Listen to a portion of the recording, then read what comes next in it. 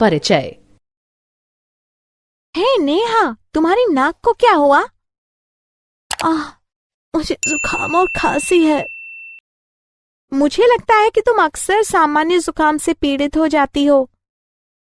हाँ, लगभग हर 2 महीने में जुकाम से पीड़ित किसी व्यक्ति की समीपता से मुझे तुरंत जुकाम हो जाता है। यदि तुम्हें इतनी आसानी से संक्रमण हो जाता है तो इसका अर्थ है कि तुम्हारी प्रतिरक्षी क्षमता बहुत कमजोर है। सच में? तो मुझे क्या करना चाहिए? तुम्हें ऐसा भोजन और दवाएं लेनी चाहिए जो संक्रमणों से सामना करने के लिए तुम्हारी प्रतिरक्षी क्षमता बढ़ाने में मदद करें। ठीक है। मैं तुम्हें समझाती हूं कि प्रतिरक्षी क्षमता क्या होती है और यह संक्रमणों से कैसे लड़ती है।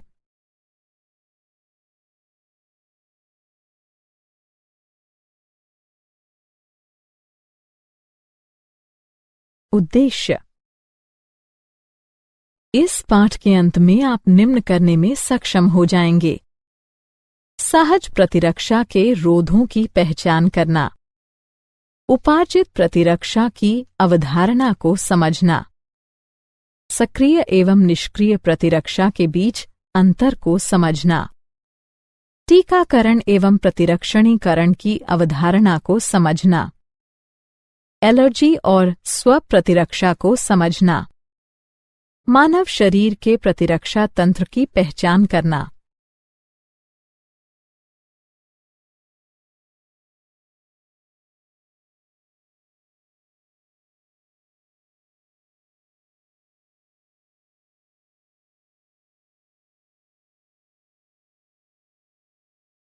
प्रतिरक्षा। प्रतिरक्षा क्या है? परपोषी की रोगकारक जीवों से लड़ने की समस्त क्षमता जो उसे प्रतिरक्षी तंत्र के कारण मिली है, प्रतिरक्षा कहलाती है। प्रतिरक्षा के प्रकार। प्रतिरक्षा 2 प्रकार की होती है, सहज प्रतिरक्षा और उपार्जित प्रतिरक्षा। सहज प्रतिरक्षा। सहज प्रतिरक्षा वह प्रतिरक्षा होती है जो व्यक्ति की प्राकृतिक जैविक रचना के परिणाम स्वरूप प्राकृतिक रूप से उत्पन्न होती है। सहज प्रतिरक्षा हमारे शरीर में बाह्य कारकों के प्रवेश के सामने विभिन्न अवरोध खड़े करने से हासिल होती है। यह रोध इस प्रकार है: शारीरिक रोध, कार्यकीय रोध, कोशिकीय रोध, साइटोकाइन रोध। शारीरिक रोध यानी फिजिकल बैरियर। इसके अंतर्गत त्वचा तथा श्वसन, जठरांत्र तथा जनन मूत्र को आस्तरित करने वाली एपिथेलियम का श्लेष्मा आलेप यानी म्यूकस कोटिंग सम्मिलित हैं। कायिकीय रोध यानी फिजियोलॉजिकल बैरियर। इसके अंतर्गत निम्न आते हैं: आमाशय में अम्ल, लार, आंसू। कोशिकीय रोध सेल्युलर बैरियर। इसके अंतर्गत निम्न आते हैं: श्वेताणु, लिम्फोसाइट्स, बृहत भक्षकाणु यानी मैक्रोफेजेस। साइटोकाइन रोध। इसके अंतर्गत इंटरफेरॉन सम्मिलित हैं जो कि असंक्रमित कोशिकाओं को और आगे विषाणु संक्रमण से बचाती हैं।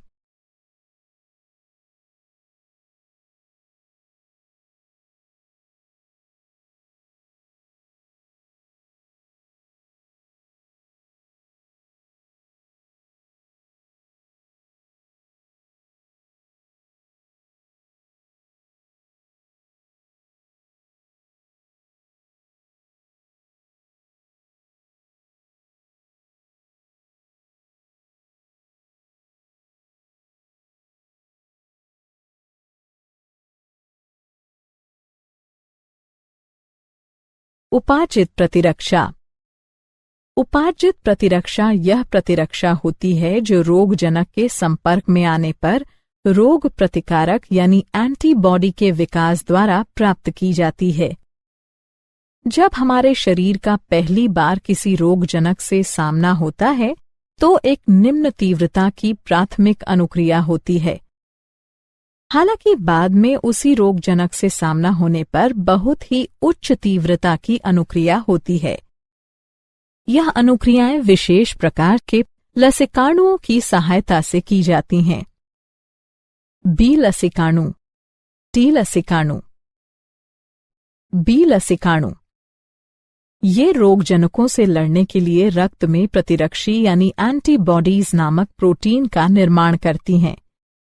टी लसिकाणु, टी लसिकाणु प्रतिरक्षियों यानी एंटीबॉडीज के निर्माण में बी लसिकाणु की सहायता करती हैं।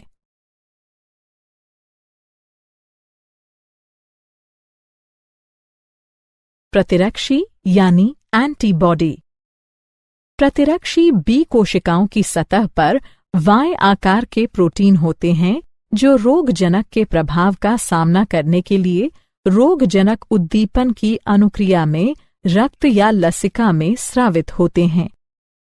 हमारे शरीर में विभिन्न प्रकार के प्रतिरक्षी होते हैं जैसे IgA, IgM, IgE, IgG इत्यादि। प्रतिरक्षी की संरचना।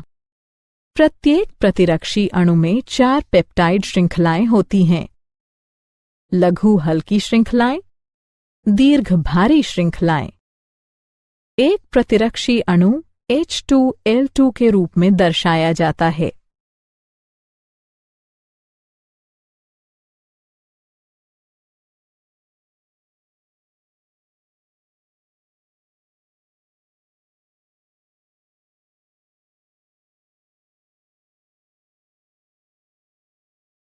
प्रतिरक्षी अनुक्रियाओं के प्रकार। हमारे शरीर में 2 प्रकार की प्रतिरक्षा अनुक्रियाएं होती हैं। तरल प्रतिरक्षा अनुक्रिया।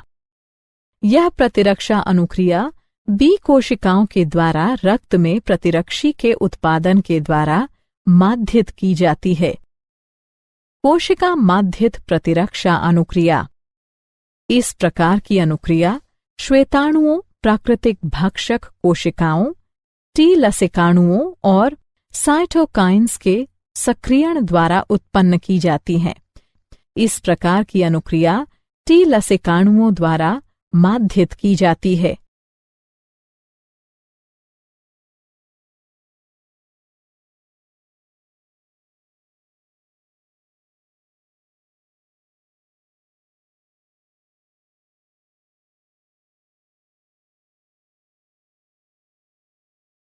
उपार्जित प्रतिरक्षा के प्रकार। उपार्जित प्रतिरक्षा 2 प्रकार की होती है, सक्रिय प्रतिरक्षा और निष्क्रिय प्रतिरक्षा। सक्रिय प्रतिरक्षा यह एक प्रतिजन की अनुक्रिया में प्रतिरक्षी के उत्पन्न होने के परिणाम स्वरूप होती है। निष्क्रिय प्रतिरक्षा जब पहले से तैयार प्रतिरक्षी सीधे ही शरीर के बाह्य तत्वों से रक्षा के लिए दिए जाते हैं तो यह निष्क्रिय प्रतिरक्षा कहलाती है। सक्रिय और निष्क्रिय प्रतिरक्षा के उदाहरण। सक्रिय और निष्क्रिय प्रतिरक्षा को प्राकृतिक या कृत्रिम रूप में अर्जित किया जा सकता है।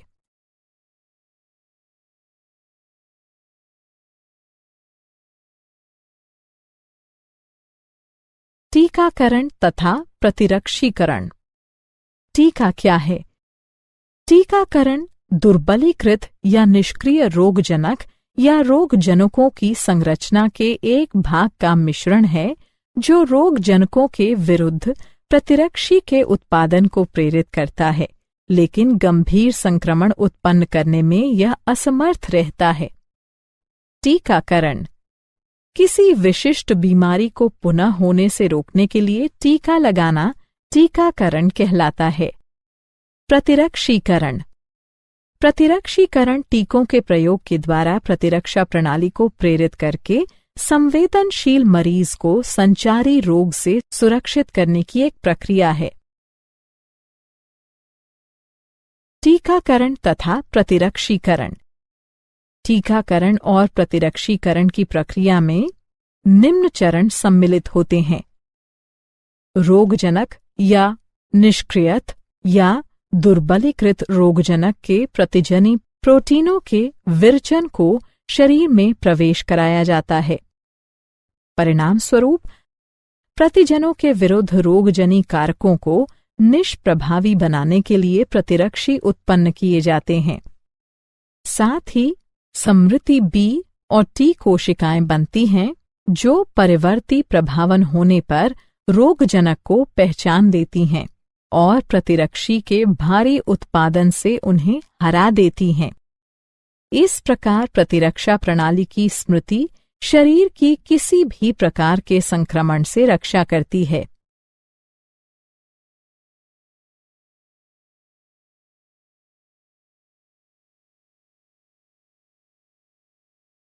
सक्रिय तथा निष्क्रिय प्रतिरक्षा। सक्रिय प्रतिरक्षा किसी प्रतिजन की उपस्थिति या किसी संक्रामक रोग के संपर्क में आने पर अनुक्रिया के रूप में प्रतिरक्षियों के विकास के परिणाम स्वरूप प्रतिरक्षीकरण, उदाहरण के लिए बीसीजी का टीका। निष्क्रिय प्रतिरक्षा यदि एक व्यक्ति किन्हीं घातक जीवाणुओं से संक्रमित होता है जिनमें शीघ्र प्रतिरक्षा की आवश्यकता होती है तो हमें सीधे ही प्रतिरक्षी या प्रतिआविश देने की आवश्यकता होती है।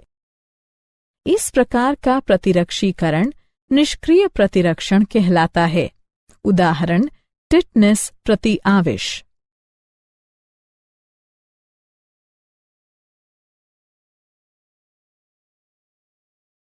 एलर्जी पर्यावरण में मौजूद कुछ प्रतिजनों के प्रति प्रतिरक्षा तंत्र की अंतर्रंजित अनुक्रिया एलर्जी कहलाती है।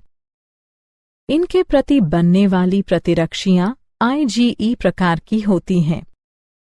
एलर्जन ऐसे पदार्थ जो शरीर के लिए बाह्य होते हैं और एक एलर्जिक अभिक्रिया पैदा करते हैं एलर्जन कहलाते हैं। उदाहरण के लिए धूल में चिचड़ी, पराग, प्राणी लघुशल्क आदि। एलर्जी के लक्षण: छींकना, पनीली आंखें, बहती नाक, सांस लेने में कठिनाई।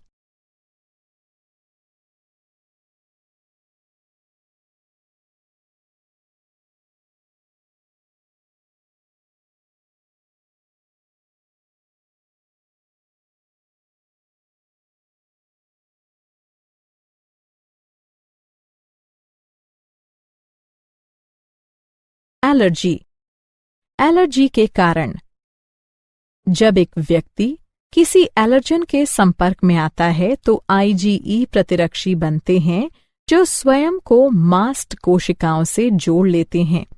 ऐसी मास्ट कोशिकाएं एलर्जन के संपर्क में आने पर हिस्टामिन तथा सेरोटोनिन जैसे रसायन निर्मोचित करती हैं जिससे एलर्जी होती है। एलर्जी का उपचार: एंटीहिस्टामिन, एड्रेनलिन और स्टेरॉइड्स जैसी दवाओं के उपयोग द्वारा एलर्जी के लक्षण कम किए जा सकते हैं।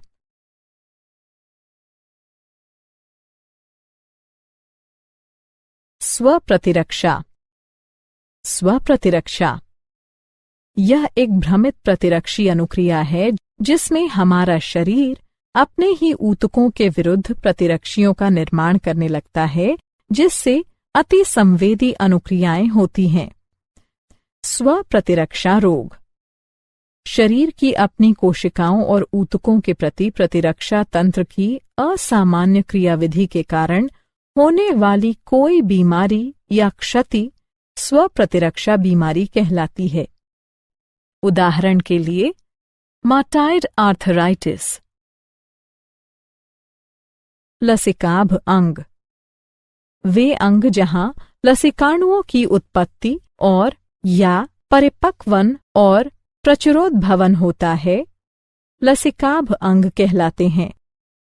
लसिकाभ अंग के प्रकार: लसिकाभ अंग दो प्रकार के होते हैं। प्राथमिक लसिकाभ अंग ये वे अंग होते हैं जहां अपरिपक्व लसिकाणु प्रतिजन संवेदी लसिकाणुओं में विभेदित होते हैं। प्राथमिक लसिकाभ अंग इस प्रकार हैं: अस्थिमज्जा, थाइमस। द्वितीयक लसिकाभ अंग। द्वितीयक लसिकाभ अंग लसिकाणुओं को प्रतिजन के साथ पारस्परिक क्रिया के स्थल प्रदान करते हैं, जो बाद में प्रचुर संख्या में उत्पन्न होकर प्रभावी कोशिकाएं बन जाते हैं। द्वितीयक लसिकाभ अंग में निम्न सम्मिलित हैं: प्लीहा, लसिका ग्रंथियां, टॉन्सिल, क्षुद्रांत्र के पेयर पैच, परिशेषिका। लसिकाभ अंग। प्राथमिक लसिकाभ अंग। ये टी लसिकाणुओं के परिवर्धन और परिपक्वन के लिए सूक्ष्म पर्यावरण उपलब्ध कराते हैं। अस्थिमज्जा। यह प्रमुख लसिकाभ अंग हैं। लसिकाणुओं समेत सभी रुधिर कोशिकाएं अस्थिमज्जा में उत्पन्न होती हैं। थाइमस। यह एक सपाली अंग है। यह हृदय के पास और उरोस्थि के नीचे स्थित है। जन्म के समय थाइमस काफी बड़ा होता है, लेकिन बढ़ती उम्र के साथ आकार में घटता जाता है।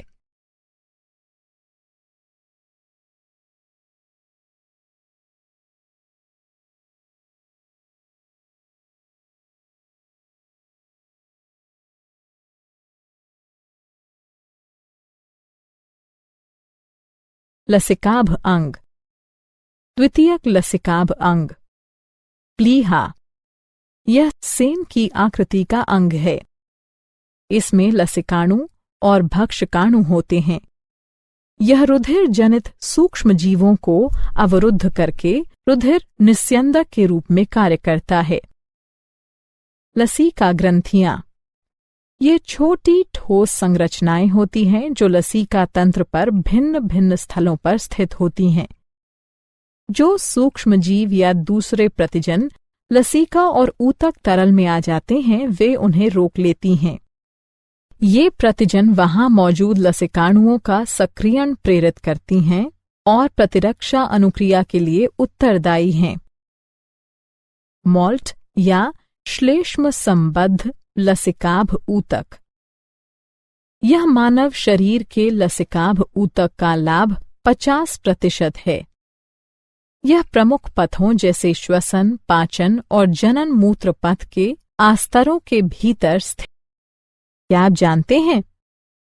पॉलीऑर्थराइटिस, मल्टीपल स्क्लेरोसिस, जार्गन सिंड्रोम इत्यादि स्वप्रतिरक्षा रोगों के उपचार हेतु सूक्ष्म गोलियों या गुटिकाओं के रूप में डायलिकल फ्यूमारेट का उपयोग साइक्लोस्पोरिन के संयोजन में किया जा सकता है। सारांश। आइए हमने जो कुछ सीखा है उसे संक्षेप में दोहराएं। परपोषी की रोगकारक जीवों से लड़ने की समस्त क्षमता जो उसे प्रतिरक्षी तंत्र के कारण मिली है, प्रतिरक्षा कहलाती है। प्रतिरक्षा 2 प्रकार की होती है, सहज और उपार्जित। सहज प्रतिरक्षा शारीरिक, कार्यकीय, कोशिकीय और साइटोकाइन रोध बनाती है। बी और टी लसिकाणु शरीर को उपार्जित प्रतिरक्षा प्रदान करते हैं। यह सक्रिय या निष्क्रिय प्रतिरक्षा हो सकती है। किसी विशिष्ट बीमारी को होने से रोकने के लिए टीका लगाना टीकाकरण कहलाता है। पर्यावरण में मौजूद कुछ प्रतिजनों के प्रति प्रतिरक्षा तंत्र की अतिरंजित अनुक्रिया एलर्जी कहलाती है। शरीर की अपनी कोशिकाओं और ऊतकों के प्रति प्रतिरक्षा तंत्र की असामान्य क्रियाविधि के कारण होने वाली कोई बीमारी या क्षति स्वप्रतिरक्षा बीमारी कहलाती है। वे अंग जहां लसिकाणुओं की उत्पत्ति और या परिपक्वन और प्रचुरोद्भवन होता है, लसिकाभ अंग कहलाते हैं। वे प्राथमिक यानी अस्थि और थाइमस या द्वितीयक जैसे प्लीहा, लसिका ग्रंथियां आदि हो सकती हैं।